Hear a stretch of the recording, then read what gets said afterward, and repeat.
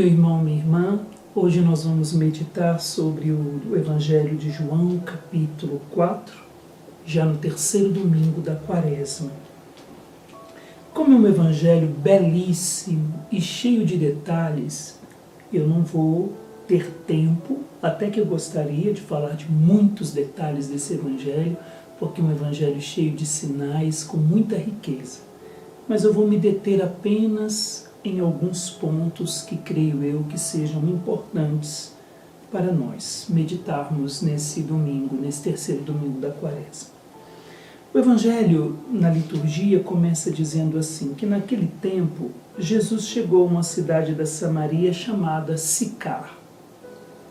O interessante é que se nós pegarmos na Bíblia, no capítulo 4, versículo 4, vai dizer primeiro, o evangelista faz questão de dizer que era preciso que ele passasse pela Samaria. Mas por que esse detalhe no Evangelho, que era preciso que ele passasse pela Samaria? É interessante que a maioria dos judeus contornavam a Samaria, atravessando o Jordão ou indo pelo mar, para evitar o perigo de confronto com os samaritanos. Só que era um caminho mais distante, então ia pelo Jordão ou pelo mar, contornando a Samaria. Não passava no meio da Samaria, mas a contornava para evitar brigas, contendas e desconforto com os samaritanos, porque havia uma inimizade entre judeus e samaritanos, que no meu caso não vou me aprofundar nisso aqui. Só que o Evangelho vai dizer que era preciso que ele passasse pela Samaria, falando de Jesus. Pela Samaria seria uma viagem de mais ou menos 3 dias de viagem. Era mais rápido. Mas Jesus, isso nos mostra que se Jesus não quis, sendo judeu, não quis contornar a Samaria, mas passou por ela, era sinal que Jesus tinha pressa. Que Jesus, o evangelista, vai dizer que ele precisava passar pela Samaria. E precisava por quê? Porque não era muito, era bem arriscado passar pela Samaria, como eu disse, por causa das inimizades. Mas Jesus quis passar pela Samaria. Esse era preciso é para dizer que Jesus tinha algum compromisso, vamos dizer assim. Jesus tinha algum encontro na Samaria. Jesus, ele sabia o porquê ele precisava passar pela Samaria. E o interessante é que nós podemos dizer que Jesus quis passar pela Samaria porque ele sabia que ali tinham pessoas que estavam morrendo pela seca, morrendo de sede, ou seja, buscavam água num poço, mas estavam com a alma sedenta, morrendo de sede. Por isso que ele quis passar pela Samaria, por isso que o evangelista diz que era preciso que ele passasse pela Samaria. E Jesus então passa pela Samaria para cumprir aquilo que vai dizer o profeta Jeremias no capítulo 14, versículos de 3 a 4, diz assim: os patrões mandam os servos buscar água. Vão à cisterna, não encontram água, voltam com as jarras vazias. Desiludidos e abatidos, levam a mão à cabeça no sentido de desespero. Com o próprio chão rachado, pela falta de chuva na terra, os lavradores desesperados levam a mão à cabeça. Então, por que Jesus quis e precisava passar pela Samaria?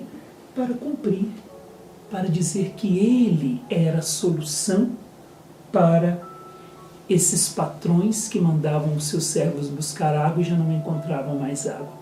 Para aqueles que estavam desesperados, com as mãos na cabeça, dizendo: o que vamos fazer? Já não temos mais água para beber.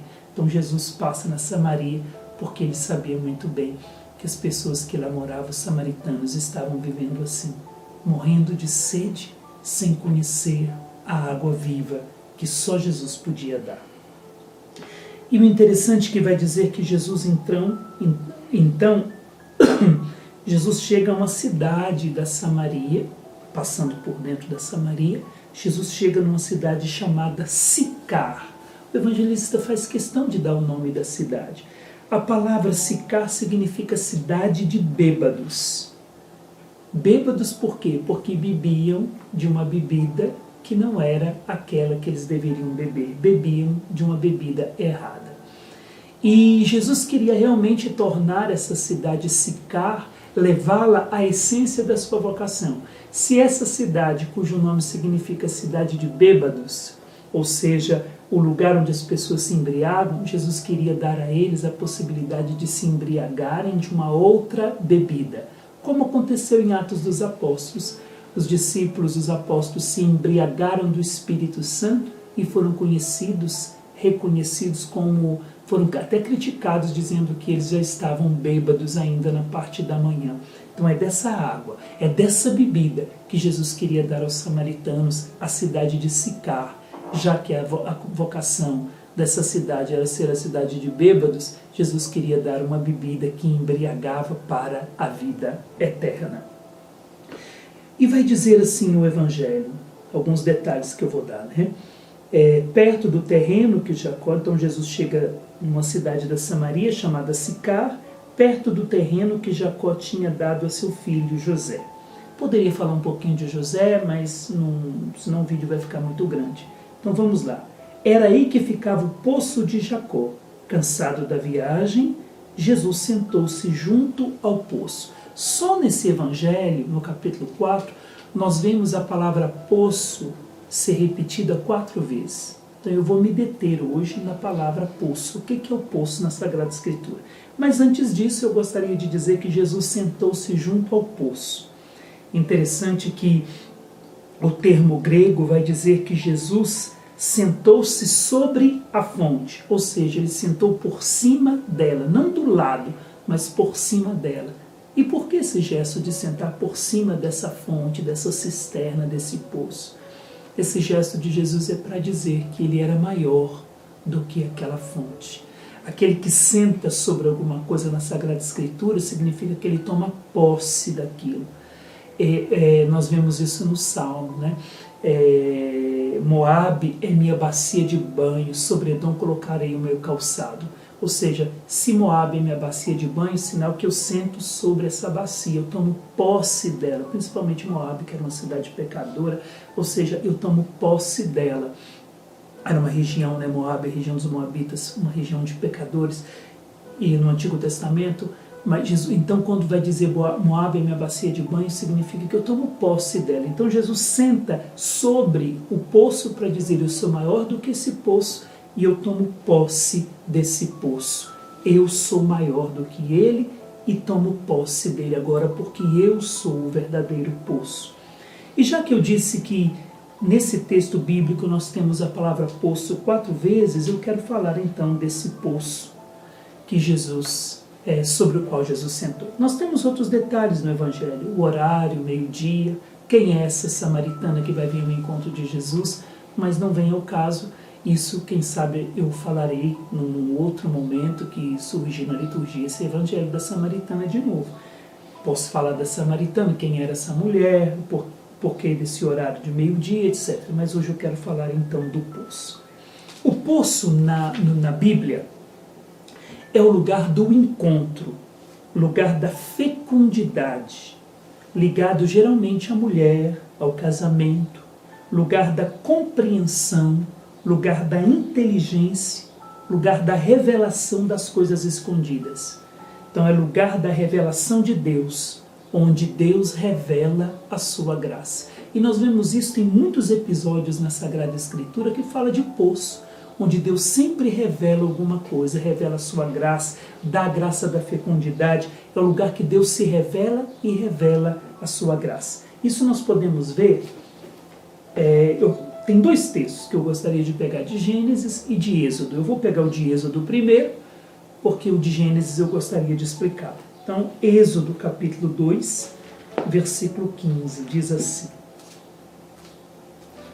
Êxodo capítulo 2, bem no início do livro, Êxodo 2, versículo 15, diz assim.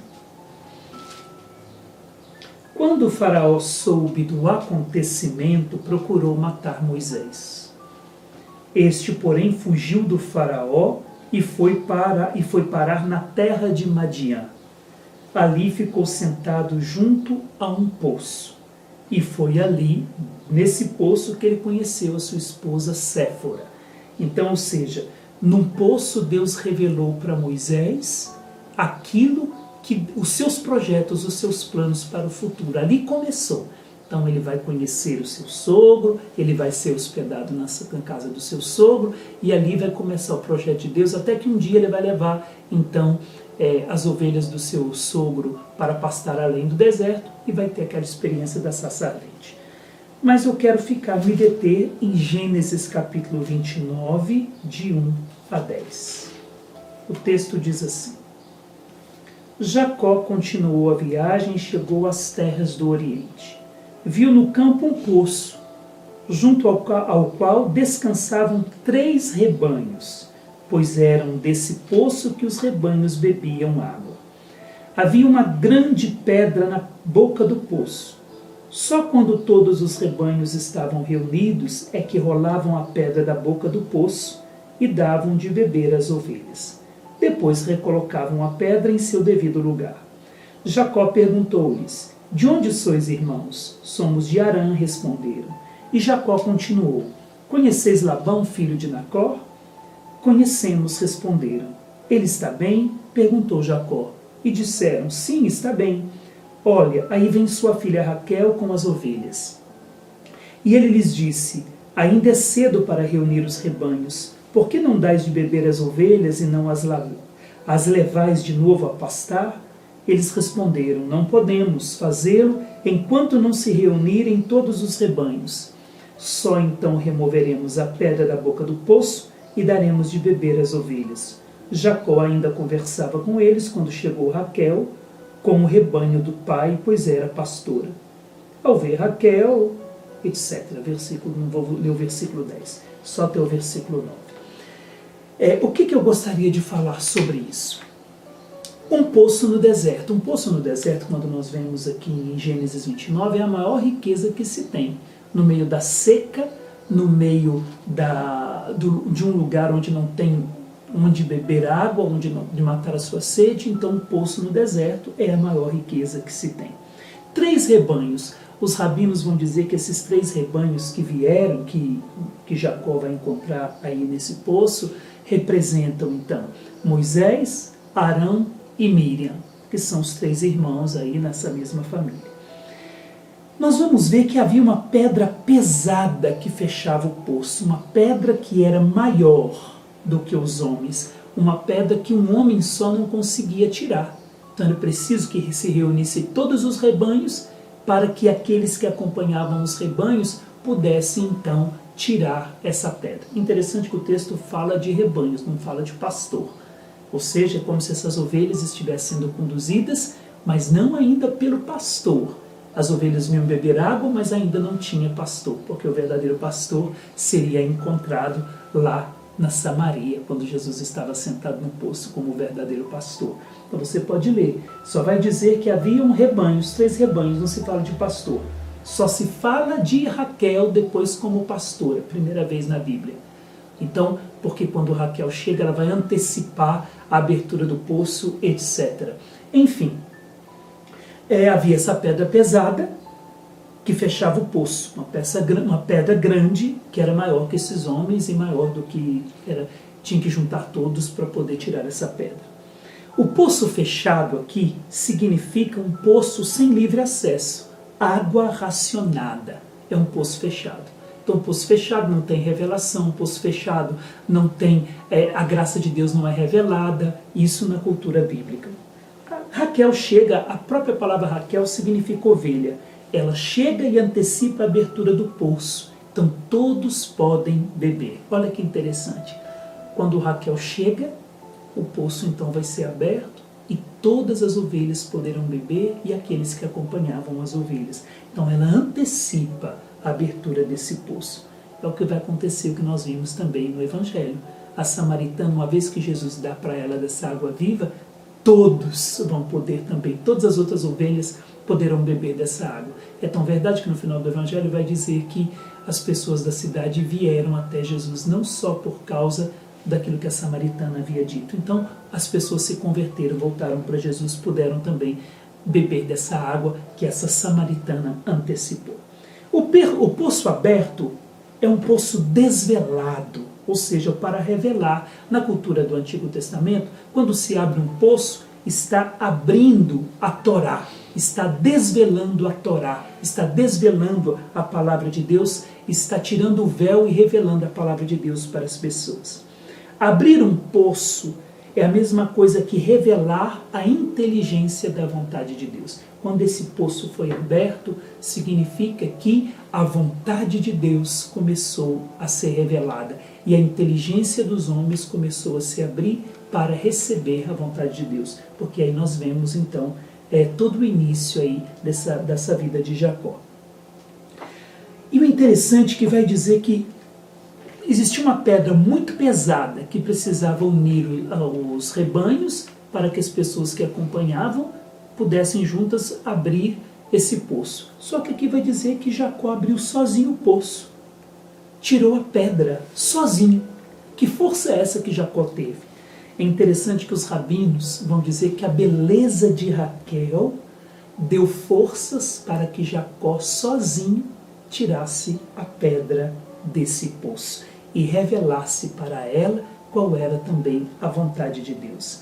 E o interessante que nós podemos dizer hoje é que a beleza da igreja, da humanidade, a beleza daquela samaritana do capítulo 4 de João, deu forças para que Jesus ir até o fim e permitir que o seu lado fosse aberto como um poço e do seu lado no alto da cruz jorrasse água e sangue, uma fonte de água viva. E ao mesmo tempo, a beleza da humanidade, a beleza do homem, mesmo desfigurado pelo pecado, mas a beleza na essência do homem, a beleza da samaritana, a beleza daquele povo que estava morrendo de sede, fez com que Jesus também fosse até o fim, que seu lado fosse, que ele permitisse que seu lado fosse aberto e que a pedra do sepulcro também rolasse. Da mesma forma que Jacó tirou a pedra sozinho do poço, a pedra do sepulcro rolou. Por quê? Por amor dos homens, para poder dar aos homens de beber de uma água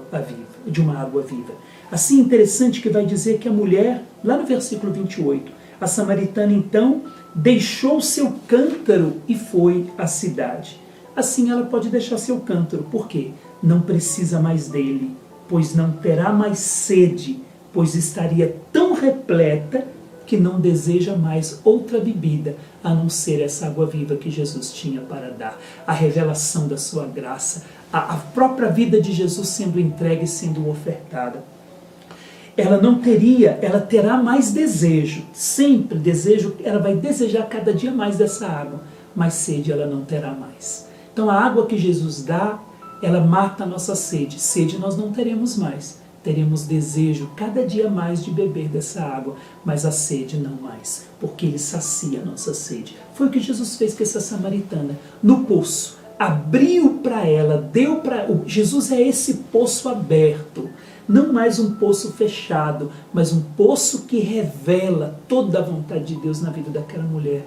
E aquela mulher que estava morrendo de sede numa vida repetitiva, sempre indo buscar com seu cântaro água para levar para sua casa, não, ela lhe deixou seu cântaro, porque a sua sede foi saciada. Então Jesus é essa fonte, Jesus é esse poço da revelação da graça de Deus, Jesus é esse poço aberto da palavra de Deus, onde ele revela a inteligência da vontade de Deus para os homens. E foi o que aconteceu na vida dessa samaritana. Da mesma forma que Raquel, a beleza de Raquel, antecipou a abertura do poço, a beleza da samaritana, que representa a igreja, que representa o homem, que representa a humanidade, antecipou aquilo que aconteceria na cruz. O lado aberto de Jesus, que jorraria água e sangue, antecipou-se na vida dela por causa da sua beleza e da necessidade do homem de experimentar a vida de Deus. E é isso que Deus quer fazer por nós nesse domingo. Sentar conosco no poço, abrir para nós a inteligência da vontade de Deus e fazer jorrar do nosso interior rios de água viva. Que deixemos nesse domingo os nossos cântaros de uma vida repetitiva, de uma busca de uma água que não sacia a nossa sede, e bebamos diretamente da fonte de água viva que jorra do coração de Jesus. Cada dia mais teremos sede dessa água porque já experimentamos, mas sede nunca mais teremos. Deus lhe abençoe.